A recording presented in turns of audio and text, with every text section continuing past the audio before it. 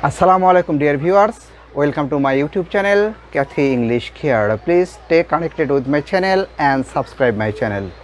আজকে আমি আলোচনা করছি কিভাবে অ্যাফার্মেটিভ বাক্যকে নেগেটিভে রূপান্তর করা যায়।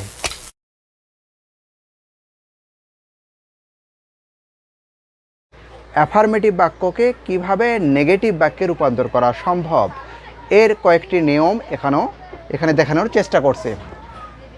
ডিয়ার ভিউয়ার্স, প্রথমেই যে নিয়মটি সেটি হলো অনলির ব্যবহার।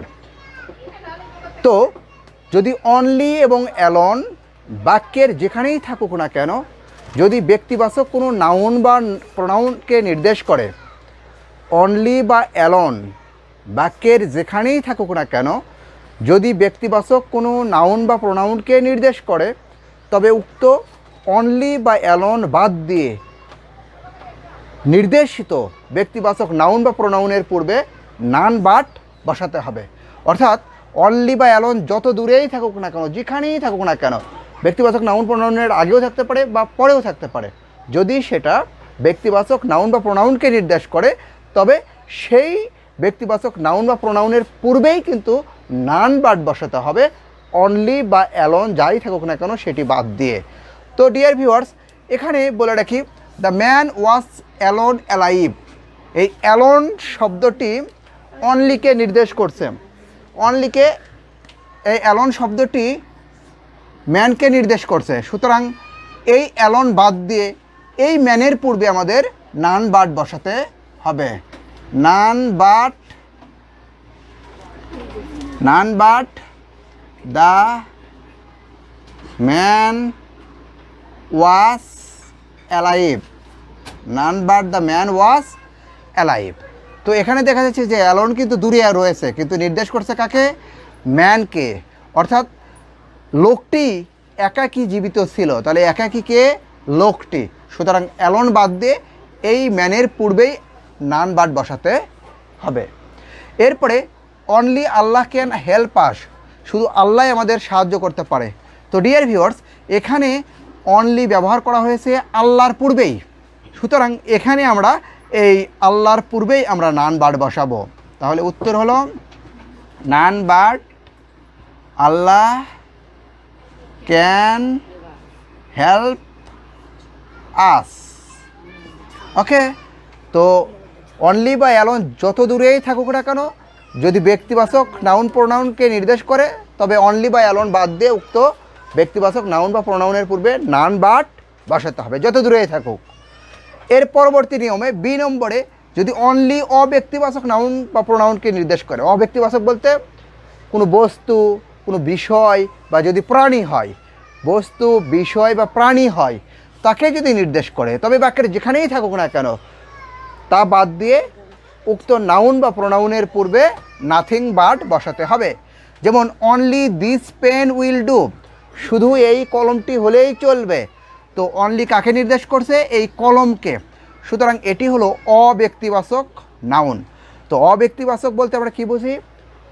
বস্তু হতে পারে, বিষয় হতে পারে, প্রাণী হতে পারে।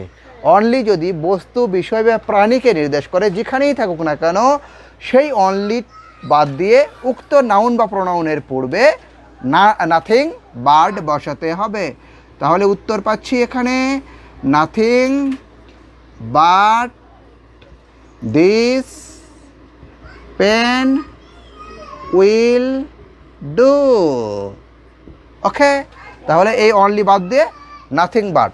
তবে এমনটি যেন ভুল না হয় যে যেখানে অনলি আছে সেখানেই বাদ দিয়ে নাথিং বাট, নান বাট বসাবো, তা নয়। কিন্তু তাকে খেয়াল করতে হবে যে কোন নাউন বা প্রোনাউনকে বোঝাচ্ছে, সেই নাউন বা প্রোনাউনের পূর্বে বসাতে হবে।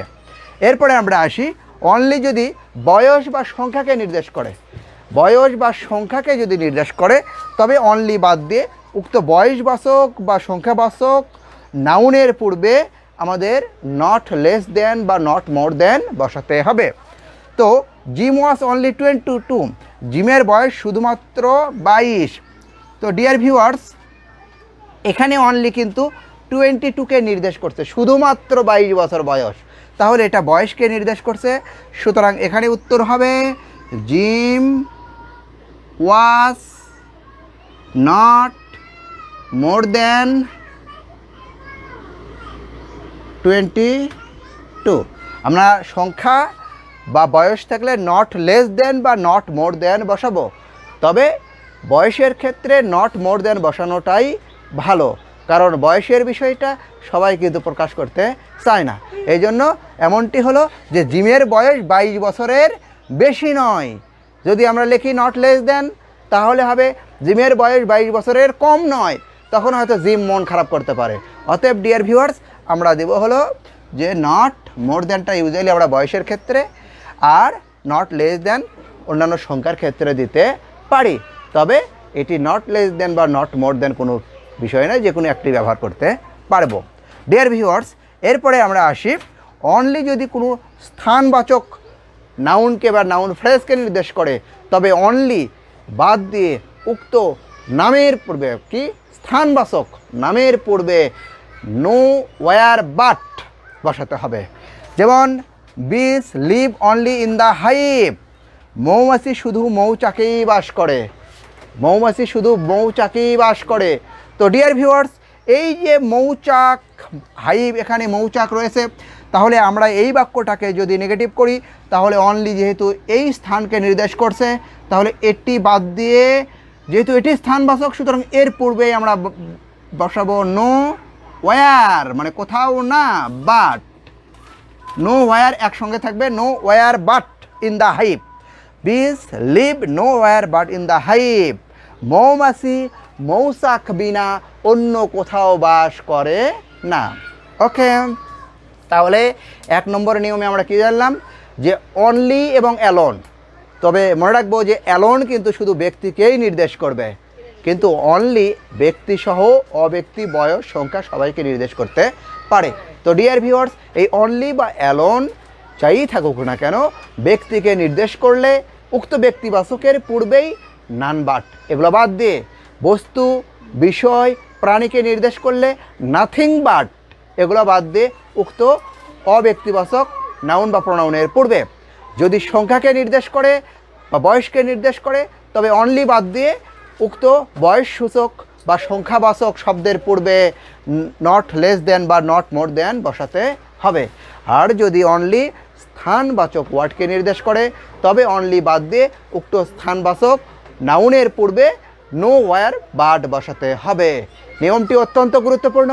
এরপরের যে নিয়মটায় আমরা আসব সেটি হলো যে অ্যাফার্মেটিভ বাক্যকে যদি আমরা নেগেটিভ বাক্যে রূপান্তর করতে যাই, সেক্ষেত্রে মনে রাখব, যদি কোনো বাক্যে আমরা must, has to, have to দেখি, মাস্ট, হ্যাভ টু বা হ্যাজ টু দেখি, তাহলে উক্ত must, have to, has to যেটিই থাকুক না কেন, তা বাদ দিয়ে ওই স্থানে আমাদের বসাতে হবে cannot but, cannot but, cannot but.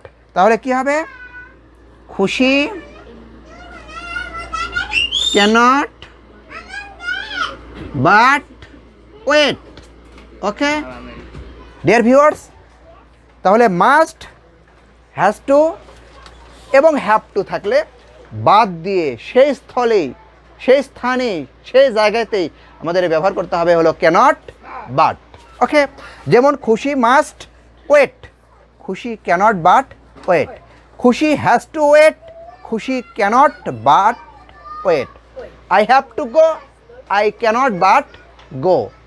তবে এই ক্যানট বাটের স্থলে ক্যানট হেল্প বসানো যায়, তবে ক্যানট হেল্প বসাতে চাইলে পরের যে ভার্ব থাকবে তার সঙ্গে আইএনজি যোগ করতে হবে। যদি এখানে ক্যানট হেল্প বসানো হয় খুশি ক্যানট হেল্প, তখন হবে ওয়েটিং, কারণ হেল্প একটি ভার্ব, ওয়েট একটি ভার্ব, পাশাপাশি পরের ভার্বটাকে আমাদের জেরান্ডে রূপান্তর করতে হয়। এই জন্য ক্যানট বাট না বসিয়ে আমরা ক্যানট হেল্পও বসাতে পারি। সেক্ষেত্রে কি করতে হবে?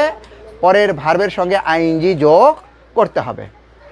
এছাড়া যদি হ্যাড টু থাকে, যেমন হ্যাভ টু বা হ্যাজ টুর পাস্ট হলো হ্যাড টু, এর মানে হলো কোনো কিছু করতে বাধ্য।